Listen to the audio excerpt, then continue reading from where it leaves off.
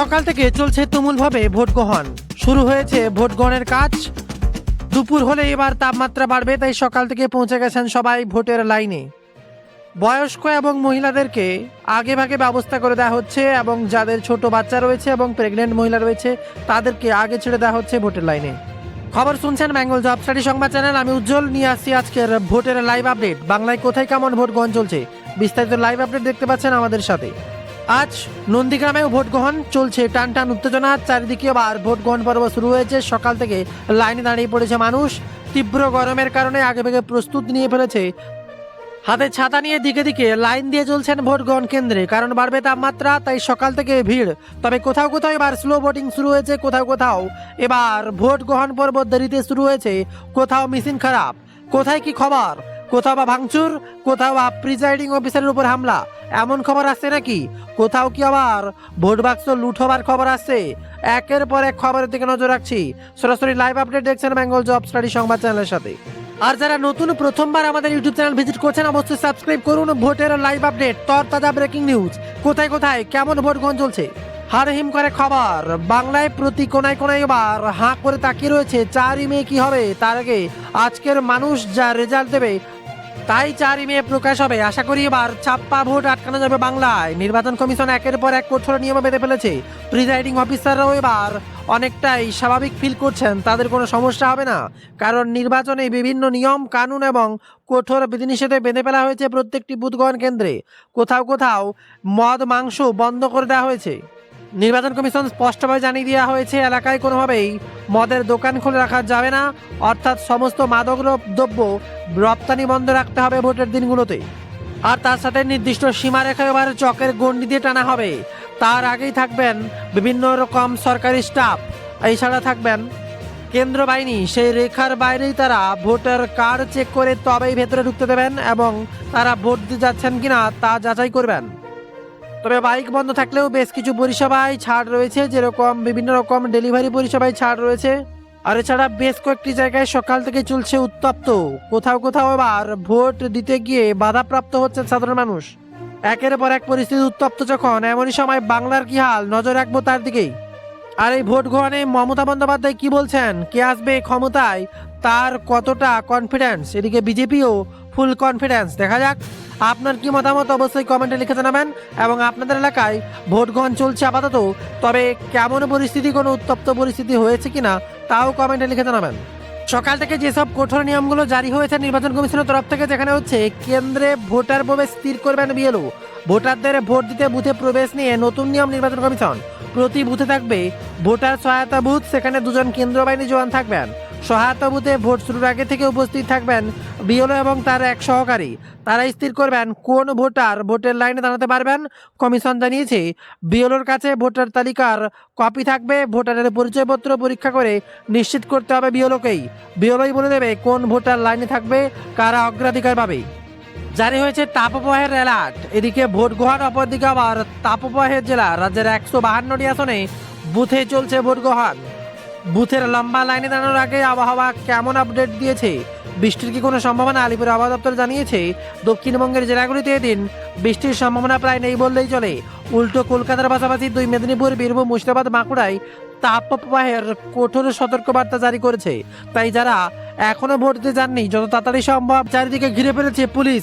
নির্বাচন নিয়ে এবার টান টান উত্তেজনা। গোটা বাংলার মানুষ প্রস্তুত, এবার কে আসবে ক্ষমতায়, কে আসবে 2026-এর নির্বাচনে। 4ই মে রেজাল্ট, আর তার আগে 23 এপ্রিল বাংলায় ভোট। আর এই ভোট দিতে প্রস্তুত বাংলার আমজনতা। দিকে দিকে চলছে উত্তেজনা, কখনো দাঁতন, কখনো বেলদা। একের পর এক জায়গায় গাড়ি ভাঙচুর, গাড়ি জ্বালিয়ে দেওয়ার খবর সামনে উঠে আসছে। বাংলায় রাজনৈতিক প্রতিহিংসা থাকবে না তা তো হয় না, তবে এত কিছুর মাঝেও সম্পূর্ণ নির্বিঘ্নে ভোট দিতে চেষ্টা করছে নির্বাচন কমিশন। সহযোগিতা করছে শাসক দল এবং বিরোধীরা, কারণ নির্বাচনই বলবে শেষ কথা। মানুষের উপরই থাকছে শেষ ভরসা। শুরু হয়েছে সকাল থেকেই টান টান উত্তেজনা। আর সে তীব্র তাপদাহ, তার জন্য ব্যবস্থা থাকবে অবশ্যই। তবে যতজন সবাই চাইছেন যত সকাল সকাল সম্ভব ভোট দিয়ে আসতে। আর কেউ কেউ বলছে স্লো হতে পারে, প্রথমে ভোট দাঁড়িয়ে ঠিকঠাক দেখে তারপরে ভোট দেবেন। বাংলায় নির্বাচন যেন টান টান উত্তেজনা। এবারে নির্বাচন বোঝাই যাচ্ছে সম্মানের লড়াই। মোদী সরকার যেন থেকেই যাচ্ছেন বাংলায়। ঝালমুড়ি থেকে শুরু করে সমস্ত কিছু বাংলার উপরে ডিপেন্ড করছে এবার গোটা দেশের খবর। কারণ বাংলার নির্বাচনে যদি পাল্টে যায় ক্ষমতা, তাহলে এবার কেল্লাফতে মোদী সরকার এবার গোটা দেশই তার নিজের হাতের মুঠে চলে আসবে। আর বাংলার মুখ্যমন্ত্রী মমতা বন্দ্যোপাধ্যায় কোনোভাবেই নিজের ক্ষমতা দখল থেকে এক চুল নড়তে নারাজ। তাই শেষ পর্যন্ত কে আসবে ক্ষমতায়, সময় তার কথা বলবে। দেখবো কোথায় কোথায় ভাঙচুর চলছে, কোথায় অশান্তি, কোথায় সম্পূর্ণ নির্বিঘ্নে সুষ্ঠুভাবে ভোট হচ্ছে। তবে চারিদিকে একটাই খবর, ভোট দিতে ফিরছেন পরিযায়ী শ্রমিকরা। জেলায় জেলায় এবার ভিড় ঠাসাবাস ভোট দিতে ভিন রাজ্য থেকে ঘরে। সেন্ট্রাল ফোর্স আমার হাতে কিন্তু পুলিশ এখন নেই, আপনাদের উপর অত্যাচার হলে ভাববেন আমার নয়, ওটা বিজেপি। সব দিল্লি থেকে নিয়ে এসছে। কখনো শুনেছেন দেশের যুদ্ধে সীমান্ত রক্ষা করতে যাদের কাজে লাগায়, দেশের যুদ্ধে যারা বীর সৈনিকরা জীবনে প্রাণ দেয়। তৃণমূলকে সমর্থন করলে পশ্চিমবঙ্গ সরকার, কি বড় ঘোষণা! যেখানে তাদের দলের 800 জন কর্মীকে গ্রেপ্তার করা হতে পারে তৃণমূলের আশঙ্কা। কলকাতা হাইকোর্টের সমর্থনে রাজ্য সরকার। তৃণমূলের করে মামলা শুনানিতে তারা জানায়, আর রাজ্যের সেই পরিস্থিতি নেই যে সতর্কতামূলকভাবে আটক করতে হবে। কেন একটি রাজনৈতিক দলের সদস্যদের চিহ্নিত করে ট্রাবল মেকার বলা হচ্ছে? অন্যদিকে নির্বাচন কমিশনের বক্তব্য, অবাধ নির্বাচনের জন্য যে পদক্ষেপ করা হচ্ছে সেই গোপন তথ্য কিভাবে পেল তৃণমূল, উঠে আসছে তা নিয়ে তোলপাড় করে খবর। তবে নন্দীগ্রাম বিধানসভা নির্বাচন আর তার সাথেই ভবানীপুর, দুটোতেই শুভেন্দু অধিকারী বিরোধিতা করছেন রাজ্য সরকারের। আর এই দুটোতেই হাড্ডাহাড্ডি লড়াই। শেষ কথা কি বলবে বাংলার মানুষ? এবার বিধানসভা এই দুটোতেই তোলপাড় করে খবর। যেখানে 23 এপ্রিল হাই ভোল্টেজ নন্দীগ্রামের বিধানসভা কেন্দ্রের ভোট গ্রহণ হবে। আর তার আগে টিএমসি সুপ্রিমো মমতা বন্দ্যোপাধ্যায় বললেন, নন্দীগ্রামে জোর করে ইভিএম মেশিন ভেঙে দিয়েছিল। আমি জেতার পরেও কম্পিউটারের নাম না ওঠা পর্যন্ত কেউ জমি ছাড়বেন না। এখনো অনেক কিছু করতে পারে। উল্লেখযোগ্য, এই নন্দীগ্রামে 2021-এর ভোটে শুভেন্দু অধিকারীর কাছে হেরেছিলেন মমতা। লোডশেডিং করে রেজাল্ট পাল্টে দেওয়া হয়েছিল বলে অভিযোগ তোলেন তৃণমূল সুপ্রিমো মমতা বন্দ্যোপাধ্যায়। তার সাথে একদিকে যেখানে ভোটের উত্তেজনা চলছে, তীব্র গরমে ভোটদান, আর তার মাঝেও মানুষকে প্রশাসন ব্যবস্থা নিতে একের পর এক তৎপর। একের পর এক জায়গায় ইতিমধ্যে ঘোষণা হয়েছে কোনোভাবেই বাইক র্যালি করা যাবে না, এমনকি কোনো জরুরি কারণ ছাড়া বাইক নিয়ে বাড়ির বাইরে বেরোনো যাবে না। নির্দিষ্ট নিয়ম বা কারণ দেখিয়ে তবে বেরোতে হতে পারে। কেবলমাত্র বেশ কয়েকটি জায়গায় ছাড় দেওয়া হয়েছে, নতুবা বাইক নিয়ে বেরোনোর নিষেধাজ্ঞা জারি করেছে নির্বাচন কমিশন। এদিকে আবার বিজেপিকে অবাঙালিত্ব মমতা বন্দ্যোপাধ্যায়ের। প্রথম দফা ভোটের আগেই বুধবার নির্বাচনী প্রচারে বাঙালিকে অবাঙালিত্ব দেখলেন বাংলার বিদায়ী সিএম তথা টিএমসি সুপ্রিমো মমতা বন্দ্যোপাধ্যায়। বললেন, নেতাজি বলেছিলেন, তোমরা আমাকে রক্ত দাও, আমি স্বাধীনতা দেব। সেটা বলে দিল বিবেকানন্দ বলেছেন, ও রবীন্দ্রনাথ ঠাকুরকে বলল রবীন্দ্রনাথ সান্যাল। আরও কত কি বলছে। রাসমণিকে রাসমণি বলে ওরা। যেখানে হুগলি জেলার অনেক সম্পদ, ওখানে সব ধর্ম সব সম্প্রদায়ের মানুষ বাস করেন। যেখানে মমতা বন্দ্যোপাধ্যায় এহেন বক্তব্য করছেন, গেরুয়া শিবিরের যোগী আদিত্যনাথকে কটাক্ষ করতে ছাড়েননি মমতা বন্দ্যোপাধ্যায়।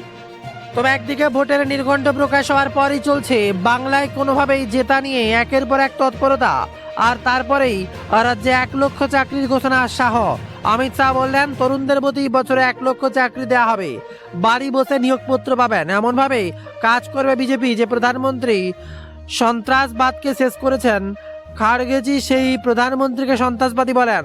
খাড়গে সাহেব রাহুলের সঙ্গে বসে বসে আপনারাও মতিভ্রষ্ট হয়ে গিয়েছে সেই কংগ্রেসের সঙ্গী মমতা বন্দ্যোপাধ্যায়।